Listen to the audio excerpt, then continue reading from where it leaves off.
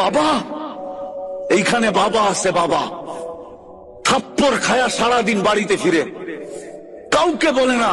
তারপর সকালবেলা অটোটা নিয়ে বাহির হয়, চুপে যদি কানে জিজ্ঞাসা করে কালনা থাপ্পড় খাইলি আজকে আবার অটো, তো চোখের পানি ছেড়া বলবে বাচ্চা আছে কি করবো, বিবি আছে কি করবো,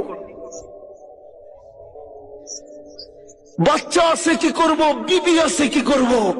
তুমি জানো না তোমার বাবা তোমাকে কি কষ্ট সহ্য করে পালছে। একজনও তো তোমরা হাত উঠাইতে পারলা না। তুমি চোখ বড় করো মানে আরশ কাঁপায় দাও। উচিত ছিল তোমাকে জমিন গিলা ফেলানো, কিন্তু কেন গিলে না? মুহাম্মদুর রাসূলুল্লাহ সাল্লাল্লাহু আলাইহি ওয়াসাল্লাম দোয়া করে বলছিল, আল্লাহ আমার উম্মতকে সমূলে ধ্বংস করেন না। কোন উম্মতের কাহিনী তো দেখি না, সবই তো সমূলে ধ্বংস করে দিছেন, আমার উম্মতকে ধ্বংস করে দিবেন। তা আল্লাহ বলছে, বন্ধু আপনার উম্মতকে করব না, আমি অঙ্গীকার করতেছি, যা খুশি তা করুক, আমি সমূলে ধ্বংস করবো না। এই জন্য তুমি বেঁচে আছো। যুবক, তোমাদের পায়ে হাত দিয়া বলি, তোমরা একজন হাত উঠায় বলো যে আমি মা বাবার সাথে চোখ গরম করে কথা বলি না। একজন হাত উঠায় বলো।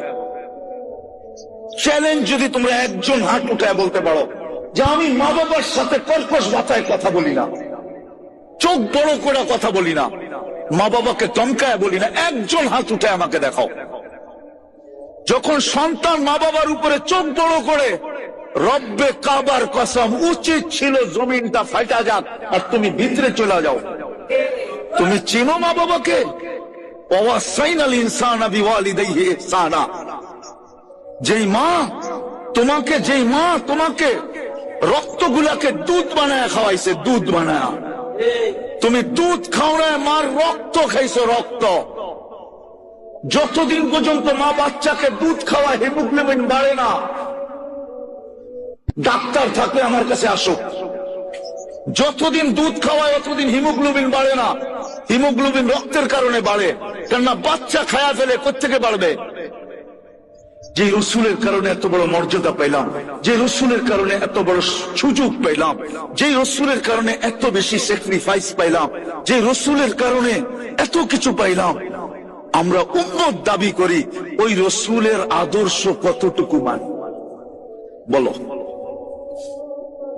বলো। ওই রসুল তো শুধু কাঁদে নাই, দুনিয়াতে থাকতে কাঁদে নাই, দুনিয়া থেকে যাওয়ার সময় কাঁদতে ছিল, এখনো কবরে কাঁদতেছে, এখনো কবরে কাঁদে, এখনো। রব্বে কাবার কসম, এখনো কবরে কাঁদে। আবুল সামরকান্দি লেখছেন, কবর থেকে উঠবে কাঁদতে কাঁদতে। কোন আলেমের তাহকিক করতে হলে আবুল সামরকান্দির কিতাব পড়ো। আমি কিতাবের নাম বলবো না, পড়া দেখো। আবুল সামরকান্দি রহমতুল্লাহ আলাইহি লেখছেন, রসুল কবর থেকে উঠবে, ওয়া হুয়া ইয়াবকি ওয়া ইয়াকুল, জিবরিল ময়দান তো খালি, উম্মত কই? কারণ আল্লাহ রসুলের আগে কাউকে উঠাবে না। আল্লাহ সর্বপ্রথম রওজা থেকে উঠবে, না কোনো রসুল, না কোনো নবী, না কোনো উম্মত, আমাদের নবীজি প্রথম উঠবে। উঠেই ময়দানের দিকে দেখা চোখের পানি ছেড়া দিয়া বলবে, জিবরিল আইনা উম্মতি, আমার উম্মত কই? ময়দান তো খালি। কিয়ামতের মাঠে তোমার জন্য 3 জায়গায় দৌড়াবে। সমস্ত নবী রসুলরা চিৎকার দিবে, আল্লাহ আমাকে বাঁচান। এমনকি কোন নবী রসুল মার কথাও বলবে না, বাবার কথাও বলবে না।